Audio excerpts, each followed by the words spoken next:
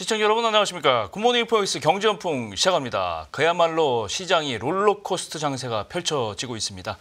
환율과 주가, 금리 모두 그런데요. 일단 환율 얘기 오늘 먼저 해보겠습니다. 1,500원 선에 바짝 다가선 원달러 환율. 어제는 정규장 종가가 1,482원. 금융위기 때인 2009년 이후로 16년 만에 최고치를 기록하면서 불안감을 드러냈는데요. 야간에는 다시 좀 떨어져서 진정이 약간 되는 모습입니다.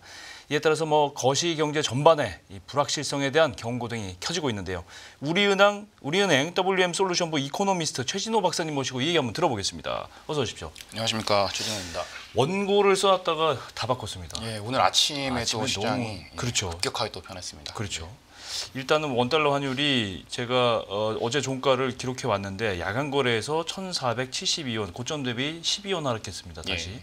근데 1,470원이라는 것은 아직 그래도 기록적인 환율입니다. 맞습니다. 불안한 거고. 어쨌건 1,500원 선을 조금 더 불안하면 또 내일 상황이 또 어떻게 바뀔지 모르거든요. 1,500원 돌파할 수 있다. 이런 우려가 나오고 있습니다. 일단 정리 좀 해주세요. 일단은 최근에 환율이 움직이고 있는 것은 엄밀하게 말씀드리면 이제 달러 지수가 움직여서 그 대외에서 요인 때문에 환율이 움직인다라기보다는 그렇죠. 원화에 대한 불안감이 좀 많이 크게 반영됐다 이렇게 보고 있고요. 그 이면에는 어쨌든 이제 트럼프의 정책이라고 하는 불확실성, 관세를 발표를 했다가 또 급격하게 또 유예를 했다가 자꾸 이런 것에 대한 시장 피로도가 지금 높아지고 있는 상황이다라고 보시면 될 것 같고요. 예. 그 중에서도 그 관세 정책의 칼날의 끝이 아무래도 중국을 향하고 있기 때문에 중국에 대한 이제 수출 의존도도 높고 그리고 또한 중국 위안화하고 동일성을 많이 보이는 원화가 좀 동조화 현상이 강해지면서 자꾸 변동성이 커지는 것 같습니다. 그렇죠. 그러면서 원달러 환율이 분명히 1,480원대 도달하게 되면 기술적으로도 1,500원 터치 가능성 충분히 열려 있다고 봅니다. 예.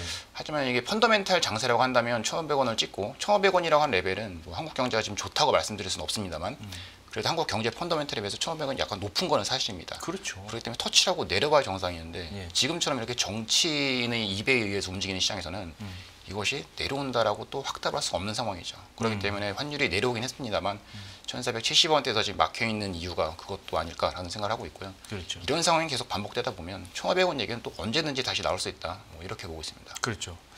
근데 이 상황에서 중국 인민은행과 인민은행이 이제 위안화 환율 매일 아침 고시를 하잖아요. 근데 이제 그 고시 환율을 이제 높이다 보니까 이 원달러 환율도 다시 높아지는데 동조해 버렸다.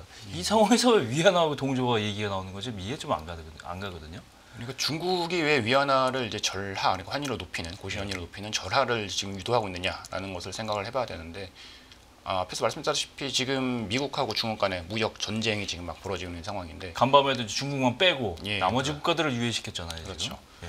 그렇기 때문에 이제 미국이 아무래도 중국에 대해서 관세를 중국에 대해서 굉장히 이제 강하게 이제 관세를 시행을 하게 되다 보면은 중국의 수출의 활로가 막히죠. 그렇게 그렇죠. 하다 보면은 어쨌든 그래도 중국은 그 피해를 최소화하기 위해서는 수출 가격을 좀 낮춰서라도 팔 수밖에 없습니다. 위안화 약세를 유도를 맞습니다. 그래서 미국에 대응하기 위한 하나의 수단이 위안화 절하라는 이제 수단으로 활용을 하고 있다라고 이렇게 추정이 되고 있고요. 그렇죠. 하지만 이렇게 공격적으로 또 절하를 하기에는 중국의 경제 펀더멘탈 상황이 이렇게 양호한 상황은 또 아니죠. 그렇죠. 그렇기 때문에 적정한 수준에서 지금 절하를 유도를 하고 있는 것이고 중국의 펀더멘탈 안 좋고 지금 위안화 절하가 되는 것 뻔히 보이는 그런 상황에서 원화만 혼자 그것이 동조되지 않고 세게 간다. 즉 원달러이 안정된다라고 하는 현상을 기대하기에는 조금 무리가 있는 것 같습니다. 그렇죠. 그렇기 때문에 달러 지수에 대해서 연동되는 그런 동조성보다는 지금 최근에는 최근이라고 해봤자 최근 1주, 2주 사이인데요. 그렇죠.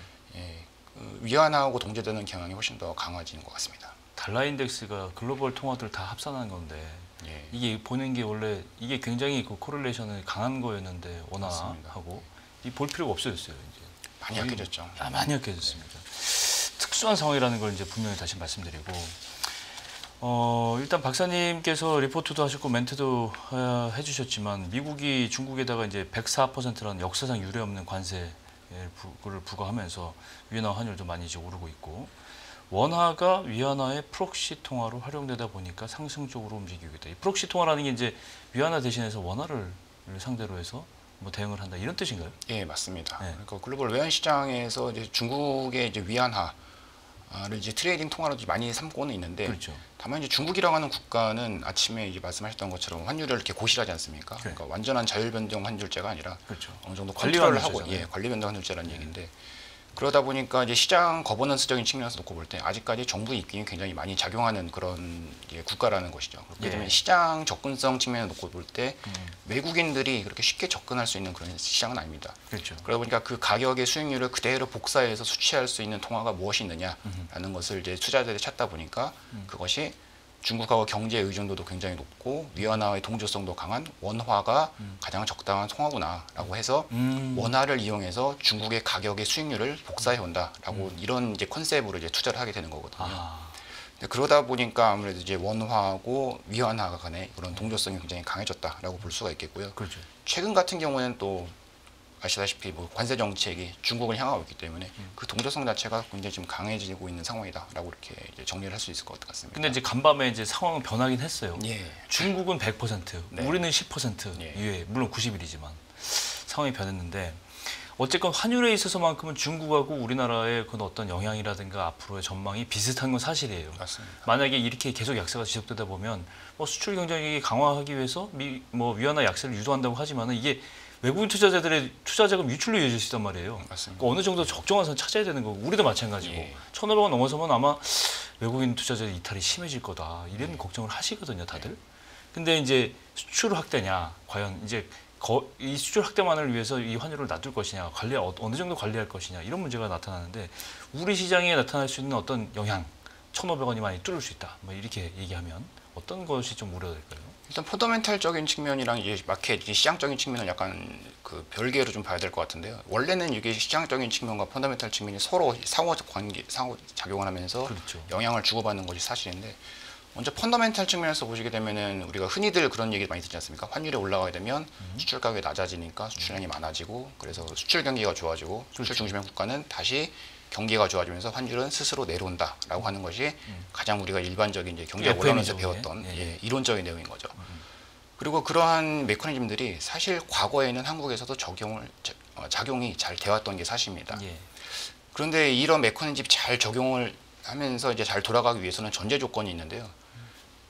환율이 올라간다고 하면 수출 가격이 낮아지니까 그것에 대한 수요가 많아서 물량 자체가 많아져야 돼요.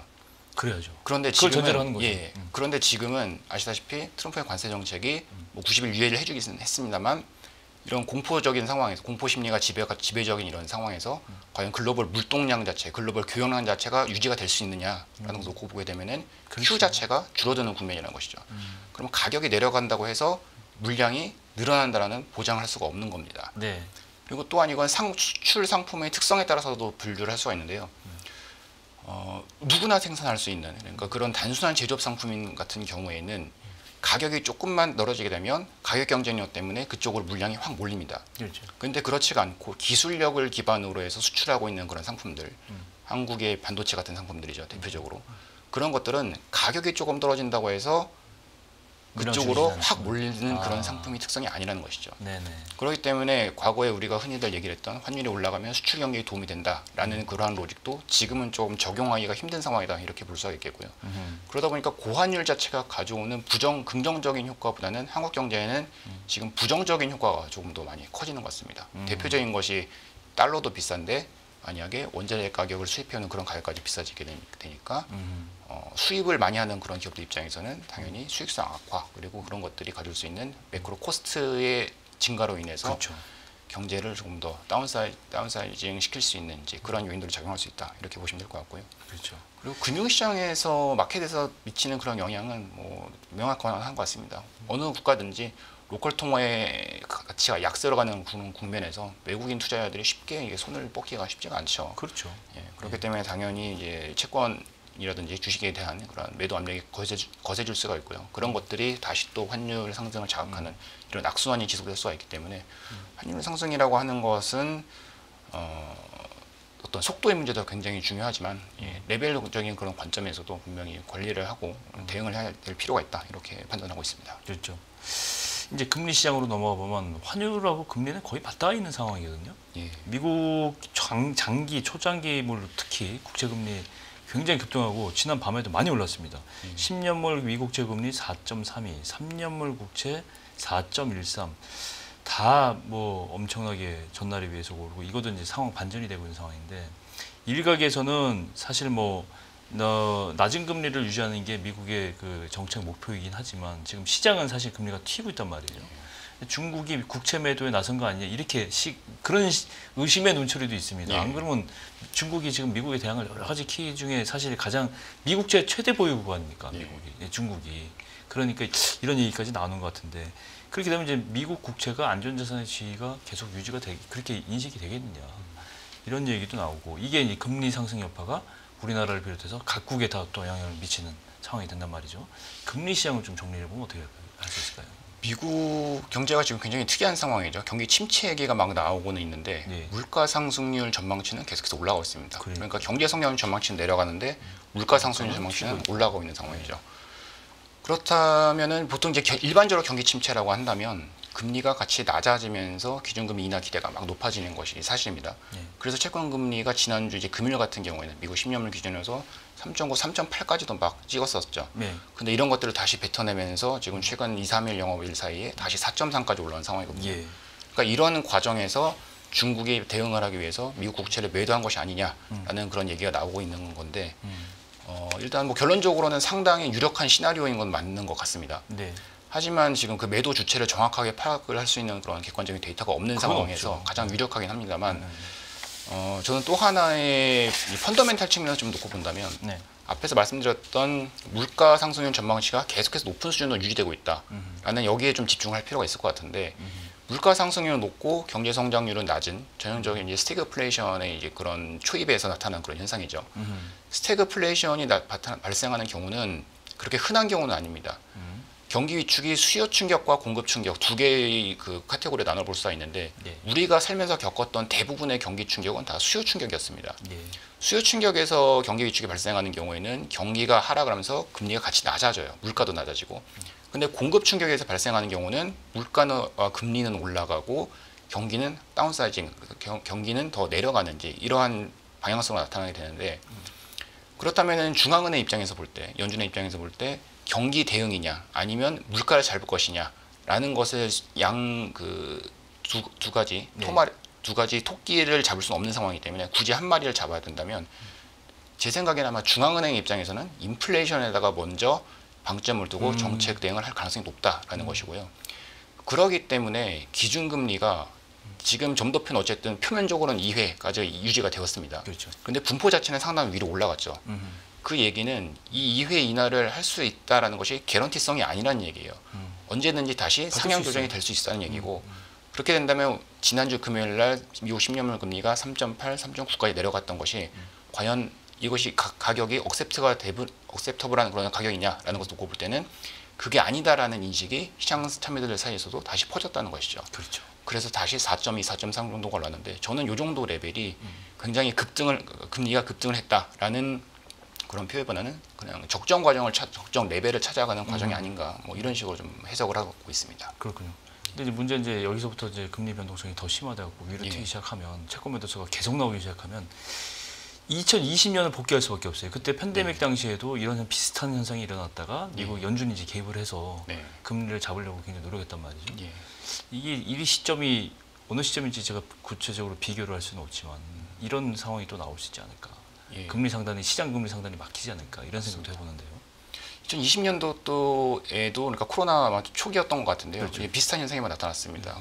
생전 겪어보지 않은 그런 공포 때문에 모든 것이 다 투매로 나오는 그런 현상이었었는데 다만 이제 그때는 연준이 적극적으로 시장에 개입을 했었죠. 유동성도 많이 풀고 그리고 기준금리도 확 낮추고 뭐 이런 정책 대응을 많이 했었는데 그래서 일각에서는 뭐 지금도 이제 그러한 시장 혼란이 계속되게 되면은 그런 연준의 이제 한마디로 그냥 패드 푸시죠. 패드 푸시 또 나올 수 있느냐라는 이제 그런 기대를 좀 하고 있는 것 같은데 그때 당시하고 지금은 약간 조금 상황이 다른 게 일단은 연준의 가장 목표인 물가 상승률만 보더라도 그 당시에는 2%에서 좀 왔다 갔다 하고 2% 언더하는 정도의 수준이었고 지금은 소비자 물가 상승률이 3%에서 왔다 갔다 하고 있습니다.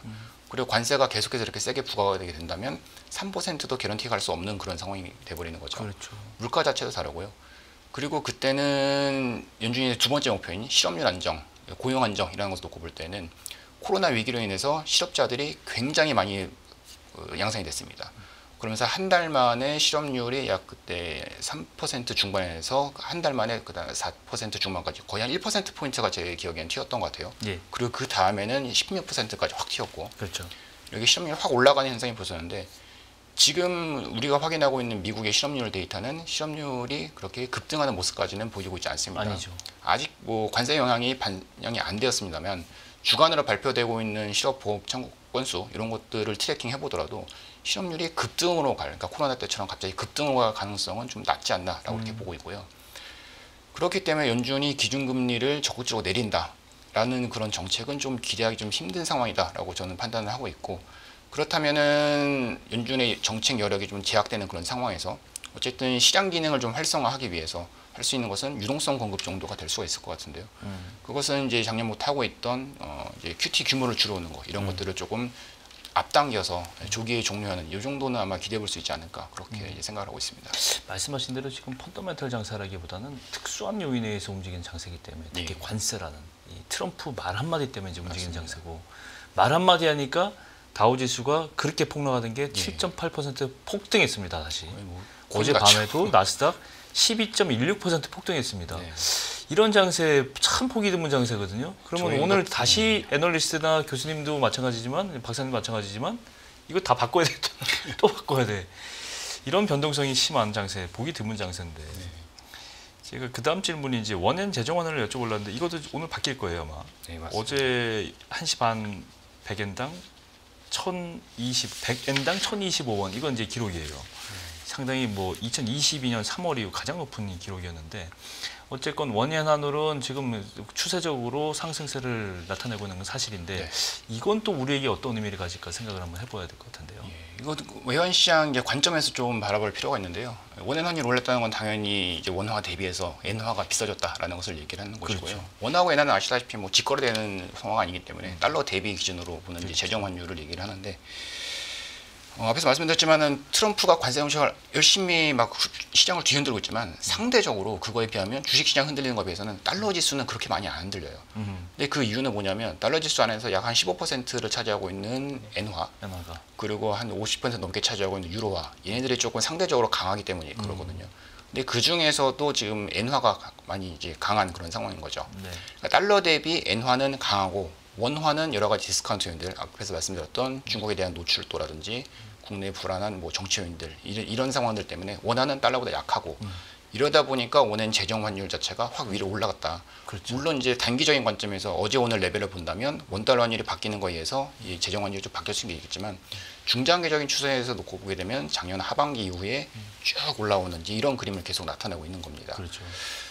그렇다면은 이러한 안전자산, 안전통화에 대한 선호가 어디까지 이어질 것인가라는 것을 좀 생각을 해봐야 되는데 트럼프가 제 생각에는 트럼프가 앞으로 계속해서 이렇게 무역 정책을 가지고 시장을 뒤흔드는 동안에는 엔화가 어떻게 보면 달러보다 더 안전자산에 대한 그런 선호를 강화할 수 있겠다라는 수요가 생각이 많이 좀 듭니다. 없군요. 그렇기 때문에 장기적으로 놓고 보게 되면 달러보다 엔화가 강세로 가는 그 상당히 코로나 이후에 엔화가 계속 저 엔저 현상이 심화가 됐었는데 그런 현상을 되돌리는 기간이 중기적으로 계속될 수가 있겠고 원화 같은 경우에는 좀 상당히 좀 리스키한 지금 상황이다라고 보고 있습니다. 그렇기 때문에 원엔 재정 환율 같은 경우에는 조금 상승 쪽으로 방향성을 놓고 봐야 되지 않나 이렇게 판단하고 있고요.